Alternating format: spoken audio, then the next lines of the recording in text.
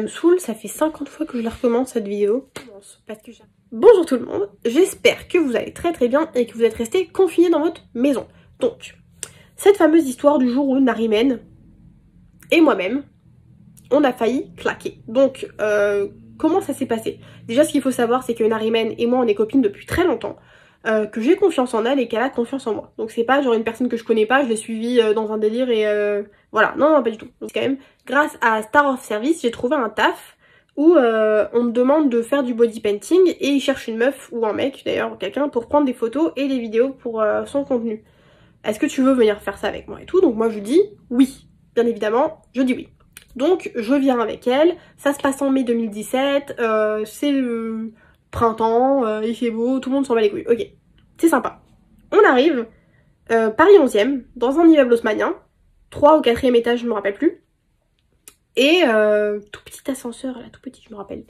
Et du coup, on monte chez le mec, quoi, et moi je l'avais jamais vu, je ne lui avais jamais parlé, je ne savais pas à quoi il ressemblait, j'y vais vraiment à la babella, tu vois, vraiment, bon j'ai 4 ans de moins, donc déjà dans le coco il se passe beaucoup moins de choses, et clairement j'y vais comme ça, quoi.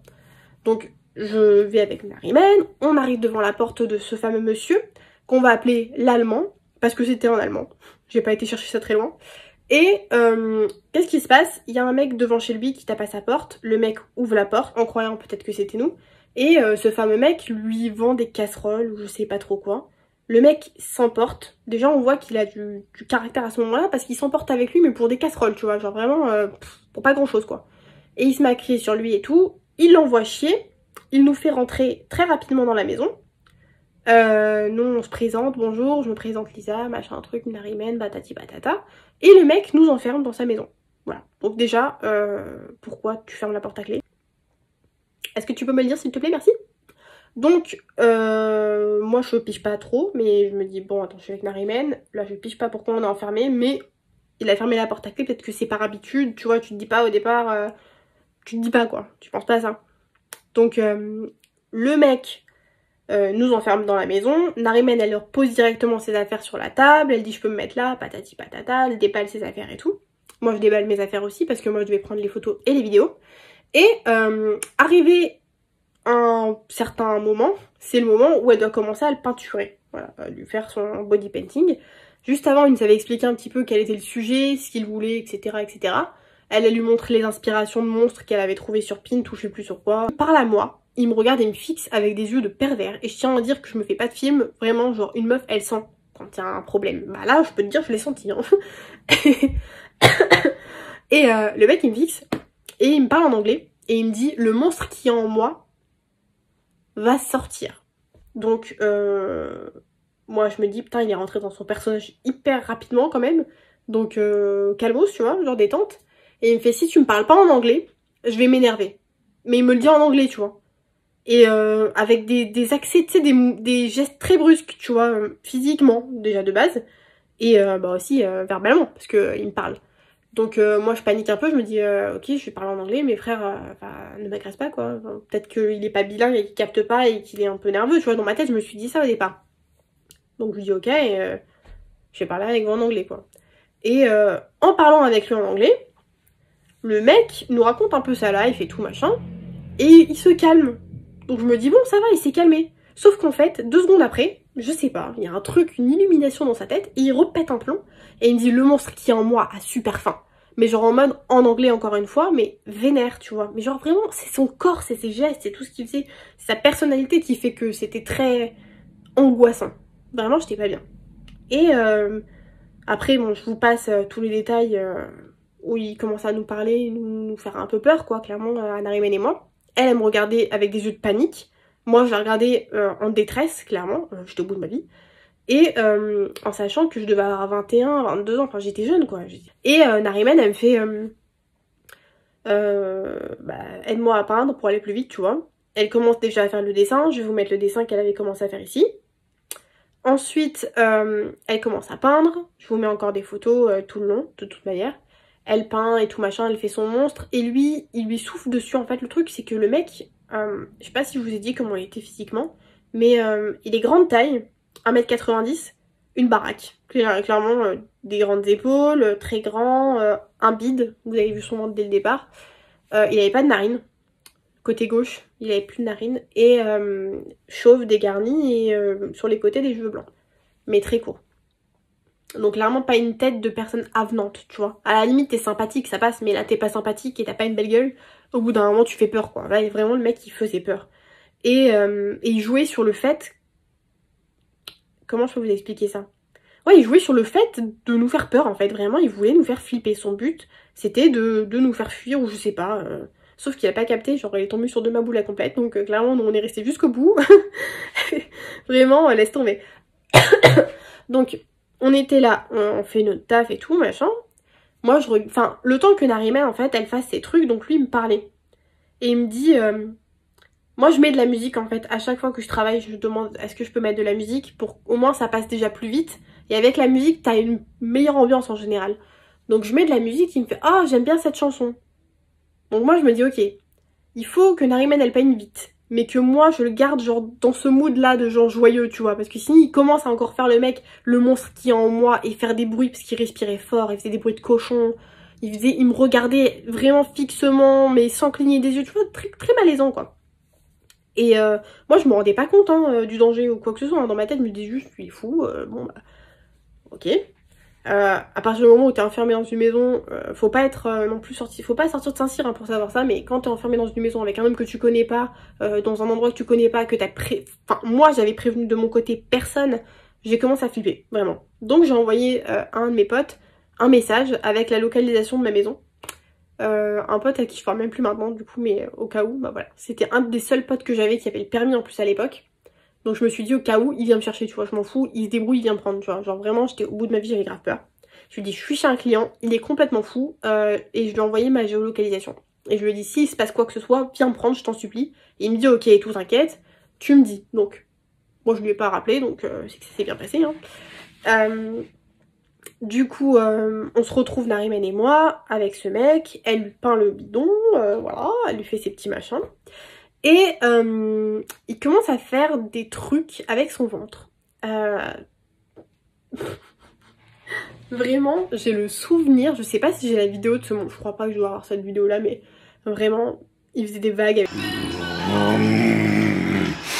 Bonjour les enfants, je suis un monstre. Et Nariman et moi on se regardait en mode mais... Qu'est-ce qu'on fout là? Vraiment, pourquoi ça tombe que sur nous les trucs comme ça? Je suis morte. Et genre, le mec il commence à faire bouger son ventre et tout pour faire des bruits. Je sais pas, il faisait des bruits de cochon, des bruits de... qui ronflait, il puait en plus le mec, donc c'était vraiment catastrophique. Il avait déchiré son t-shirt pour qu'on puisse voir son ventre en fait. Vraiment un mec chelou quoi. Je suis tombée sur... c'est un de mes pires clients, je pense que c'est lui. J'en ai eu des clients vraiment, laisse tomber, mais alors celui-là... j'ai jamais vu ça de ma vie, hein. Clairement, première fois, dernière fois. Hein. Et ce mec, du coup, fait ses bruits, ses machins, il bouge son ventre. Horrible. Et il nous fait peur en soi, parce qu'à un moment, il part, en fait, pour se laver les mains, ou je sais pas pourquoi faire. Et moi, je dis à Nariman, range tes affaires. Elle avait terminé de le maquiller. C'est pas la peine de laisser tout traîner comme ça. Je lui dis, range tes affaires. Donc, on range tout, mais quand je te dis ranger, c'est pas ranger, ça c'est fourré, vraiment. Jeter tout dans les trous, ça avait rien à voir. Les pinceaux sales, les pinceaux propres, vraiment. Une maquilleuse, elle sait que quand elle range ses affaires, elle les range, tu vois. C'est pas elle fourre tout et on verra plus tard. En général, on range proprement nos affaires. Là, il n'y avait pas le temps, tu vois. On dans sa valise, je ferme sa valise et je la mets devant la porte d'entrée. Je me dis, dans tous les cas, sa valise elle est prête, on prend la valise, même si il n'y a pas moyen de sortir de la maison, la valise elle est pleine, donc elle est lourde. Donc en soi, tu peux lui jeter la valise dessus, avoir le temps d'ouvrir le loquet de la porte et te barrer en courant, tu vois. Genre, dans ma tête, oui, je pense à des trucs comme ça, tu vois, je suis vraiment une psychopathe. Et genre, je regarde vraiment trop de films, genre Taken et tout, genre, c'est rentré dans le coco, là, laisse tomber. Bref. Maintenant, moi, ce que je fais, c'est que je me dis, bon, c'est à mon tour, tu vois, j'ai ma valise à moi, donc il y a mes caméras, il y a mes lumières, il y a mes trucs et tout, donc je me dis bon, je fais quoi? Et je commence à lui dire, bon bah, vous êtes prêts pour faire la prise de vue et tout. Le mec revient avec une cape de vampire.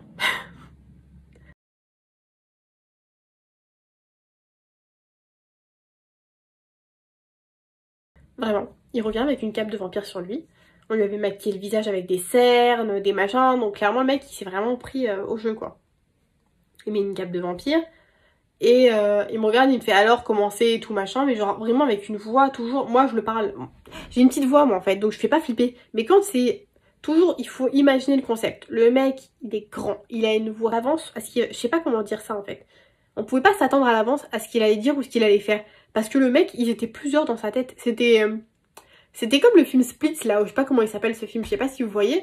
Le mec, il avait plusieurs personnalités. Soit il était sympathique, soit il était très calme, soit il était très fou dans sa tête, vraiment. Genre, et ça variait entre les trois, mais tu savais pas lequel des trois allait prendre le dessus. C'était exactement ça.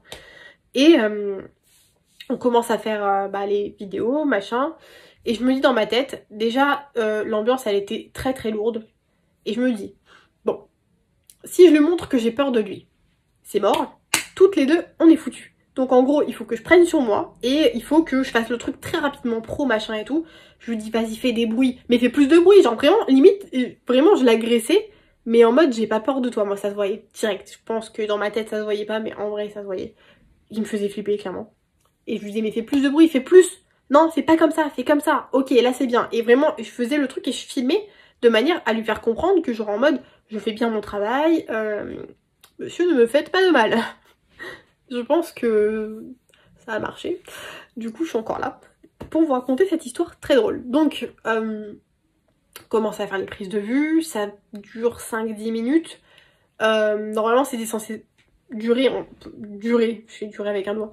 C'était censé durer un petit peu plus longtemps, mais comme en fait j'étais assez efficace, on va dire, tout ce qu'il me disait, je le faisais mais très rapidement. C'est-à-dire que je coupais pas à chaque fois, je faisais pas de cut, je faisais tout d'un seul coup et après j'allais couper dans le montage et voilà. Il me dit mais tu sais exactement ce que tu vas faire. Ouais t'inquiète, vraiment je voulais juste partir moi, donc clairement ouais t'inquiète pas, je sais tout faire.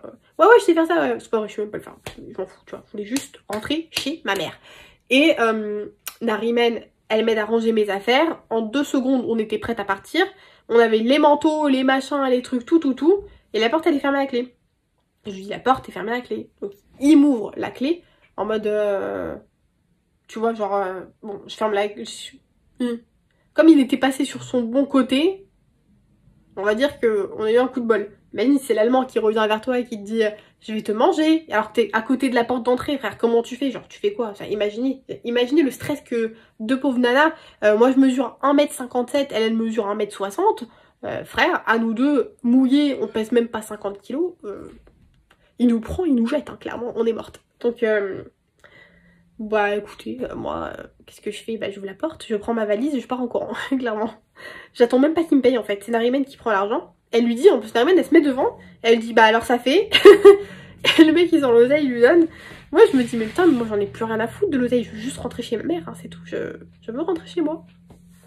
On descend, on prend l'ascenseur, au revoir. Dans notre tête, on était des vikings. Mais quand je vous dis des vikings, c'était vraiment genre des killeuses, mais vraiment.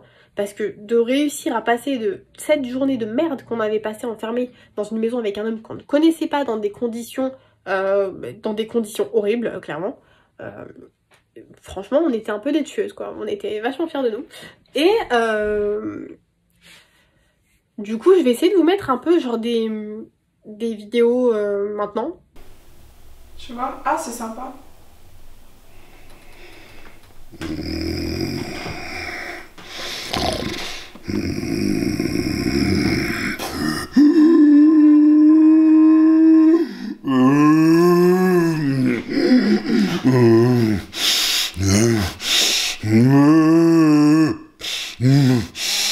On s'enfuit, on a pris notre taxi, notre Uber, notre métro, on est rentré chez nos mères. Et moi je ne l'ai pas raconté à mes parents tout de suite cette histoire là parce que je savais que j'allais me faire défoncer. Donc ma mère, je lui ai raconté cette histoire il y a genre 2 semaines. 2-3 semaines grand maximum. Parfois quand je maquillais mes clientes, je leur racontais l'histoire, elles étaient mortes de rire. Mais genre vraiment, faites pas ça quoi. N'allez pas chez des gens que vous ne connaissez pas en fait. Déjà de base. Voilà, c'était la seule chose que j'avais à vous dire. Sur ce, portez-vous bien.